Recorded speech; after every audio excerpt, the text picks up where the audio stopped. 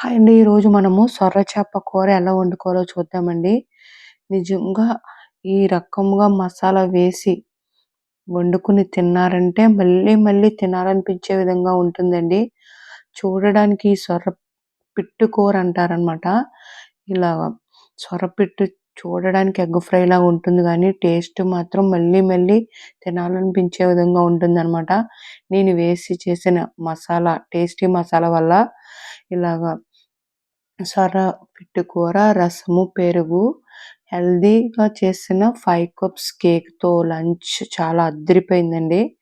ఇలా మార్కెట్ నుంచి సొర తెచ్చినప్పుడు ఇలా దీన్ని కటింగ్ చేసి తీసుకొచ్చేసారనమాట. మనము దీన్ని శుభ్రంగా వాష్ చేసుకోవాలండి.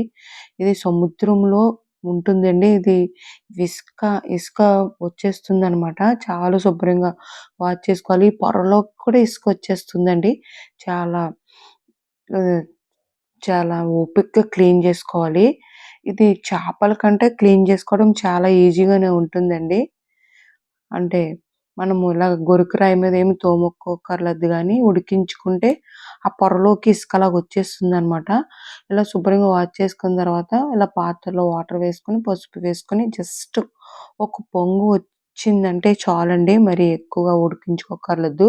జస్ట్ ఇలా పొంగు వచ్చిన తర్వాత స్టవ్ ఆఫ్ చేసుకొని, కొద్దిగా చన్నీళ్ళలో శుభ్రంగా మళ్ళీ వాష్ చేసుకొని, ఆ వేడిగా ఉంటుంది కాబట్టి చన్నీళ్ళతో మళ్ళీ ఒకసారి కడుక్కొని, ఇలా దీనిపైన పొర చూడండి ఎలా తీసేసుకోవాలనమాట.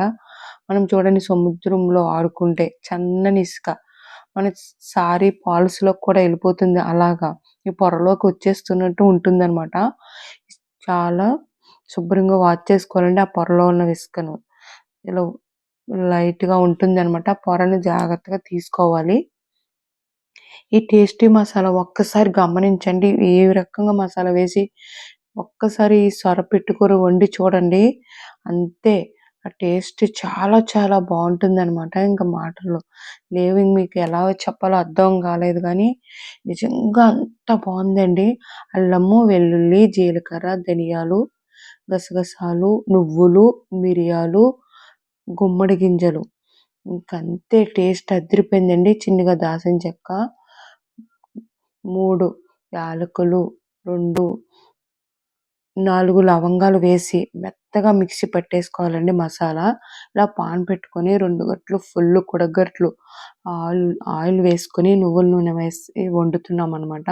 ఇలా నువ్వుల నూనె ఏసి కరివేపాకు, పచ్చిమిరపకాయలు ఏగిన తర్వాత మనం మెత్తగా మిక్సీ పెట్టుకొని ఈ టేస్టీ మసాలా వల్ల నీసు వాసన లేకుండా ఉంటుంది.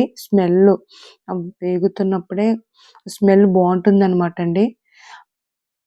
మసాలా కూడా పచ్చివాసన లేకుండా దోరగా వేగిన తర్వాత మనము శుభ్రంగా క్లీన్ చేసుకొని సొర వేయించుకోవాలి. ఇది వేగుతున్నప్పుడే మనకి ఎగ్ ఫ్రైలాగా అయిపోతుందనమాట. ఎంత పెద్ద సొర చేపైనా సరే ఇలాగ పిట్లాగా అయిపోతుందండి కదుపుతుంటుంటే. చాలా బావుంటుందండి. ఆ రుచి చాలా చాలా బావుంటుందనమాట. పసుపు, 2 స్పూన్లు కారం వేసి కలుపుకున్నాము. నేనైతే 3 స్పూన్లు కారం పట్టింది. మనం కలుపుకొని చూసుకొని, కారము సరిపోకపోతే మళ్ళీ ఇంకొక స్పూన్ వేసామనమాట. మళ్ళీ ఇంకొక స్పూన్ కారం వేసి కలిపాను. ఇలా కలిపేసుకొని ఇలాగా మనము ఉల్లిపాయ వేగి, మసాలా వేగి, సొరను కూడా ఆయిల్‌లో 5 మినిట్స్ సిమ్‌లో మగ్గించుకుంటే అందులో ఉన్న వాటర్‌నంతా అబ్జర్బ్ చేసుకుంటుంది. బాగా ఫ్రై అవుతుంది. అప్పుడు మనం పసుపు, కారం వేసి కలుపుకొని జార కడిగిన వాటర్ జస్ట్ వేస్తే సరిపోతుందనమాట. జస్ట్ వాటర్ వేసి కలిపింది ఒక 5 ఆర్ 4 మినిట్స్ మగ్గించుకుంటే సరిపోతుందండి. అంతే అయిపోతుందండి. చాలా చాలా ఈజీ. చాలా చాలా టేస్టీ. మనం వేసిన టేస్టీ మసాలా వల్ల నీసు వాసన లేకుండా చాలా చాలా బాగా కుదిరిందండి. ఒక్కసారి నిజంగా ఇలా ట్రై చేయండి. నాకు చాలా చాలా బాగా నచ్చిందనమాట. అందుకే చెప్తున్నాను. ఈ మసాలా వల్ల టేస్టీ మసాలా వల్ల చాలా చాలా బావుంది.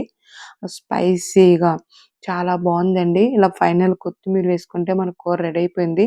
యాజ్ ఇట్ ఈజ్ మీరు ఒకసారి ఇలా ట్రై చేయండి. నిజంగా అద్దిరిపోయిందంతే. మనకి ఎగ్ ఫ్రైలాగా ఉంటుంది కాబట్టి, ఇలా రసం పెట్టుకోవచ్చు. పెసరపప్పు చారైనా, సాంబారైనా అద్దిరిపోతుందనమాట. ఇలాగ ఈరోజు ఈ సొరకూరతో పాటు రసం పెట్టుకున్నామండి. చాలా చాలా బావుంది. ఈ సొరకూర మాత్రము. యాజ్ ఇట్ ఈజ్ మీకు ఒకసారి ఇలా ట్రై చేయండి. ఇలా వేరే బౌల్‌లోకి సర్వ్ చేసుకుందాము. అద్దిరిపోయింది అంతేనండి. మీకు కనుక ఈ వీడియో నచ్చితే లైక్ చేయండి, షేర్ చేయండి, సబ్స్క్రైబ్ చేయండి.